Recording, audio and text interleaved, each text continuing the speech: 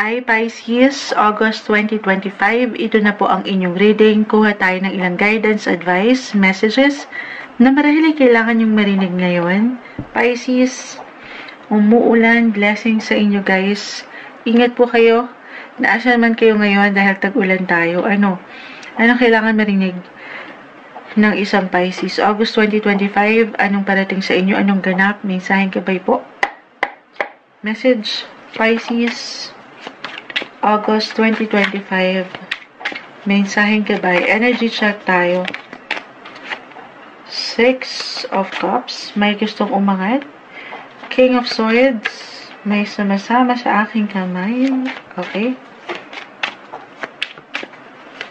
Add pa tayo. Pisces. August 2025. I guess. Okay na muna to. 6 of Swords.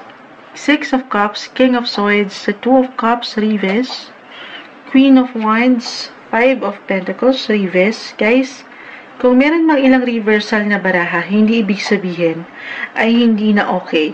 Meron lamang po itong kalakip na mensahe para sa ilan na bago lamang po na nakakapakinig kay Moonchild. Kunin natin itong isa pa. The Lovers, humabol. The Lovers, guys. 6 and 6 ang nakikita ko. Actually, mai-relate lang natin, maipasok natin. Leo season guys, nag-highlight ngayon ang inyong mga 6th house. Regardless sa sign na naman-mention ko, pero marahil higit kayo magiging busy. Andito yung productivity sa pang-araw-araw. This is about your daily work routine na kaakibat na ang trabaho, work, service, o yung connection na meron kayo, relationship bilang umaangat dito. Yung mga gampanin nyo sa inyong mga pang-araw-araw na buhay. So, be ready. Marahil higit kayong hanapan, kailanganin, or talagang, andito. Kumbaga magiging in demand kayo. In demand, why not? Yes, guys. I see balance kasi and healthy yung commitment, partnership, although walang perfect, hindi mo pa man yan agad-agad ma-realize. Pero, claim natin, halimbawa, it could be an extra work, money opportunity, extra work for an extra income, parang nabuboost, nag-i-increase ang mga bagay, patuloy na merong umaangat mula dito sa ilang pagsubok na pinagdadaanan nyo or patuloy na pinagdadaanan ng ilan sa inyo. Tayo po ay general reading.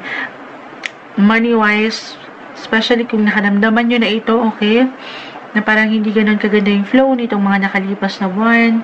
This time, I will be honest, 10 of Pentacles kasi is in reverse.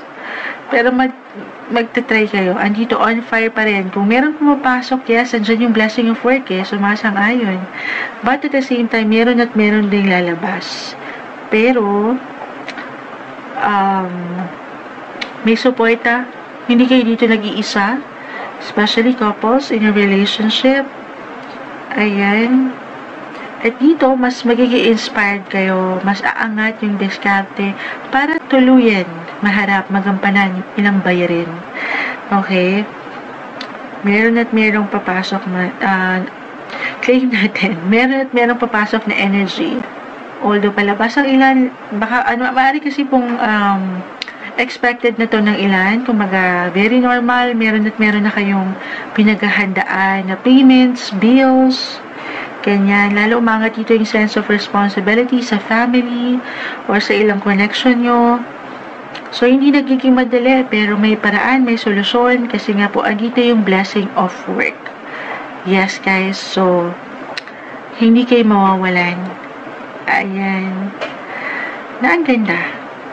Love is in the air. August 2025, guys. Mas malalim yung affection.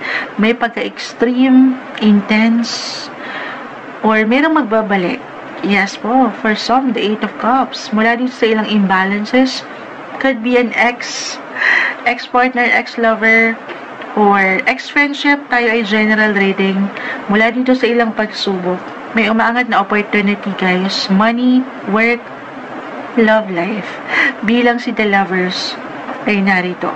Sumasang-ayon ng ilang ingay, blessing sa inyo. May nai-impress sa inyo guys, sa aking nakikita. could be someone higher ups, a client, your boss. Hindi nababalewala yung efforts nyo. Nakikita yan ng ilang gabay nyo o ng universe. May balik yan, guys, mula sa pagsubok na ito ng buhay. Hindi kayo mawawalan. Claim natin yan, ha? Hindi magiging madali. Kung ngayon pa lang nag-a-apply 5 and 10 of Pentacles po kasi this one is in reverse. Money, may pagka-tight po ba ang budget? Pero merong mga bago na opportunity, project, extra work as I've mentioned, or suporta kung kayo yung mga housewife or merong mga, kung hindi mag-apply sa inyo mismo, reversal din tayo. So, pwede itong mag-connect sa ilang taong mahal mo or mahalaga sa'yo. At dito, of course, mabibiyayaan din kayo. Hindi kayo mawawalan, kumbaga. May ilang test pa rin, pero nakikita ko yung fire in you, yung passion, yung love, the lovers. Huwag niyong sukuan ang mga laban na ito. Parang kanta ni Manny Pacquiao. Laban na to, ayan. Tuloy lang, okay? Tuloy lang. Be inspired, stay inspired sa mga challenges ng buhay. Wala namang ihain sa inyo ang universe na hindi nyo kakayanin. Yun daw yung lagi nyo tatandaan. Meron something rewarding. Ayan, no? So, medyo na ano si Moonshot sa ingay. Kakatapos lang ng live natin, guys. Kinat ko na kasi sobrang ingay. Sabi ko, i-record ko na lang ito. Wala nang edit-edit to, guys. Medyo natitense ako sa ingay kasi alam ko baka hindi nyo ako naririnig. Hopefully, pero yung pinakahuling salita ko sa inyo, Pisces, something rewarding and fulfilling ang parating sa inyo this August 2025. Message for you.